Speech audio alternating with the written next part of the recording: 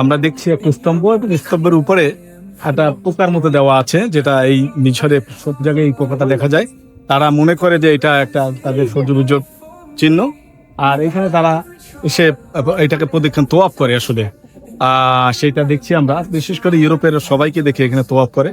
আল্লাহ আলম বাকিটা কি, তাদের ধারণা হলো এখানে তোয়াফ করলে তাদের মনের আশা পূর্ণ হবে। এটা আসলে তাদের ধারণা, ইসলামের সাথে কোনো সম্পর্ক নেই। কোনো Do not despair, you say I'm always near. In every prostration, I feel you here. Subhanallah, Alhamdulillah. পিছনে যে লেকটা দেখছেন, এটার নাম সিক্রেট লেক।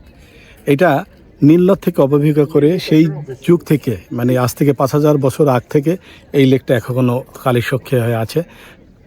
তখনকার যুগে আমন যে দেবতাকে পূজা করার জন্য বাইরে থেকে যারা আসতো, তারা এখানে এসে প্রথমে গোসল করতো, পবিত্র হতো। তাদের বিশ্বাস ছিল এখানে গোসল করে পবিত্র হতো। পবিত্র হয়ে তারা ভিতরে গিয়ে আমন দেবতার পূজা অর্চনা করতো। তাদেরকে পূজা করার পরে তারা আবার যখন যাওয়ার সময় আবার এখান থেকে গোসল করে তখন বের হয়ে যেত। তো সেই কালের সাক্ষী হয়ে এখনও সেই সিক্রেট লেকটা এখনও আছে।